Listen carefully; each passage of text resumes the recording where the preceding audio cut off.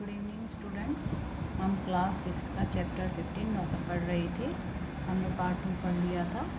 अब पार्ट 3 देखिए आगे। आगे लिखा है, आश्रम के लिए बाहर बने कुएं से पानी खींचने का काम भी वे रोज करते थे। एक दिन गांधी कुछ अस्वस्थ थे अर्थात बीमार थे और चक्की पर आटा पीसने के काम में हिस्सा बटा चुके थे। उनके एक साथी ने उन्हें थकावट से बचाने के लिए अन्य आश्रम वासियों की सहायता से सभी बड़े छोटे बर्तनों में पानी भर डाला। गांधी को यह बात पसंद नहीं आई। मन में कुछ ठेस भी लगी। उन्होंने बच्चों को नहाने का एक टब उठा लिया और कुएं से उसमें पानी भरकर टब को सर पर उठाकर आश्रम में ले आए। बेचारे कार्यकर्ता को बहुत पछतावा हुआ। गांधी जी ये मानते थे कि जब तक मनुष्य के अंदर ऐसी स्थिति न आ जाए कि वो कोई काम कर ही नहीं सकता, उस स्थिति से पहले उसे अपने सारे काम करने चाहिए। तो एक बार जब गांधी जी बहुत बीमार थे तो उनके एक साथी ने सोचा कि गांधी जी की तबीयत ठीक नहीं है तो पानी भरने का काम उनसे नहीं हो पाएगा, और क्योंकि वे आटा भी पीसने के काम में हिस्सा बटा चुके थे तो उसने बाकी आश्रम वासियों की मदद से आश्रम में जितने छोटे बड़े बर्तन थे सबको पानी से भर दिया। गांधी जी को ये बात अच्छी नहीं लगी, क्योंकि उन्हें लगा कि वे इतने बीमार थोड़े ना है कि वे पानी भी ना भर सके। इसलिए उन्होंने एक बच्चों को नहलाने का टब उठा लिया और उसी में पानी भरकर सर पर रखकर आश्रम में लाने लगे। इस बात से बेचारे कार्यकर्ता को बहुत दुख हुआ। आगे लिखा है, शरीर से जब तक बिल्कुल लाचारी न हो तब तक गांधी को यह बात बिल्कुल पसंद नहीं थी कि महात्मा या बूढ़े होने के कारण उनको अपने हिस्से का दैनिक शारीरिक श्रम न करना पड़े। हर प्रकार का काम करने की उनमें अद्भुत क्षमता और शक्ति थी। वह थकान का नाम भी नहीं जानते थे। दक्षिण अफ्रीका में बोअर युद्ध के दौरान उन्होंने घायलों को स्ट्रेचर पर लाद कर एक दिन में 25-25 मील तक ढोया था। वह मीलों पैदल चल सकते थे। दक्षिण अफ्रीका में जब वे टॉलस्टॉय बाड़ी में रहते थे तब पास के शहर में कोई काम होने पर दिन में अक्सर 42 मील तक पैदल चलते थे। इसके लिए वे घर में बना कुछ नाश्ता साथ लेकर सुबह 2 बजे ही निकल पड़ते थे। शहर में खरीदारी करते और शाम होते होते वापस पार्क पर लौट आते थे। उनके अन्य साथी भी उनके इस उदाहरण का खुशी खुशी अनुकरण करते थे। इस पद में यही लिखा गया है कि महात्मा गांधी के अंदर अद्भुत क्षमता और शक्ति थी हर प्रकार का काम करने की। जब तक वे बिल्कुल ही बीमार ना हो जाएं, तो उन्हें यह बिल्कुल पसंद नहीं था कि वे वृद्ध हैं इस कारण कोई दूसरा उनका काम कर दे या उनके हिस्से का दैनिक शारीरिक श्रम कर दे।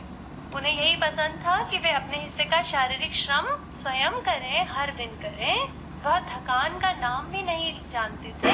दक्षिण अफ्रीका में युद्ध में घायलों को स्ट्रेचर पर लाद कर उन्होंने 25-25 मील तक की पैदल यात्राएं की थी और अपने किसी जरूरी काम के लिए 42 मील तक वे पैदल चल सकते थे।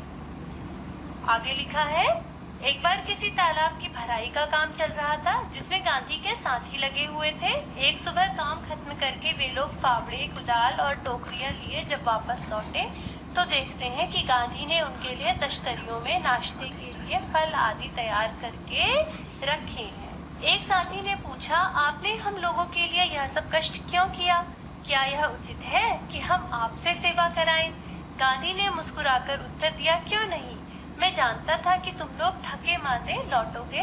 तुम्हारा नाश्ता तैयार करने के लिए मेरे पास खाली समय था। अब इस पद में देखिए, अभी तक के पदों में हमने क्या देखा कि महात्मा गांधी दूसरों से अपनी सेवा करवाना बिल्कुल भी पसंद नहीं करते थे, लेकिन इस पद में हमें पता चलता है कि वे दूसरों की सेवा करने से भी कभी पीछे नहीं हटते थे। जब उनके बाकी साथी एक बार किसी तालाब की भराई के लिए गए हुए थे तो उन्होंने सहर्ष उनके लिए फल और नाश्ता आदि तैयार करके तश्तरियों में सजा के रखा। तो उनके साथी ने जब पूछा कि आप तो हमसे सेवा नहीं करवाते, तो क्या ये उचित है कि हम आपसे सेवा करवाएं? तो गांधी जी ने कहा कि वे जानते थे कि एक तो वे लोग थक के आएंगे, कार्य करके आ रहे हैं, तो जाहिर सी बात है कि वो लोग बहुत थके मांदे आएंगे, और दूसरी बात यह है कि उनके पास समय भी था उनके लिए कार्य करने का। तो अर्थात इससे हमें क्या पता चलता है कि गांधी जी का उसूल यह था कि अगर आपके पास समय है तो आप अपने खाली समय को दूसरों की सेवा में लगाइए या किसी अच्छे कार्य में लगाइए। आगे लिखा है, दक्षिण अफ्रीका में रहने वाले भारतीयों के जाने माने नेता के रूप में गांधी भारतीय प्रवासियों की मांगों को ब्रिटिश सरकार के सामने रखने के लिए एक बार लंदन गए। वहां उन्हें भारतीय छात्रों ने एक शाकाहारी भोज में निमंत्रित किया। छात्रों ने इस अवसर के लिए स्वयं ही शाकाहारी भोजन तैयार करने का निश्चय किया था। तीसरे पहर 2 बजे एक दुबला पतला और छरहरा आदमी आकर उनमें शामिल हो गया और तश्तरियां धोने, सब्जी साफ करने और अन्य छुटपुट काम करने में उनकी मदद करने लगा।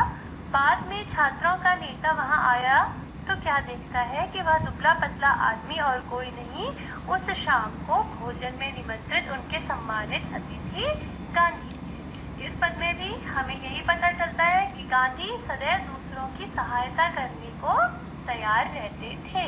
अब इसका अगला भाग हम अपने अगले वीडियो में पढ़ेंगे।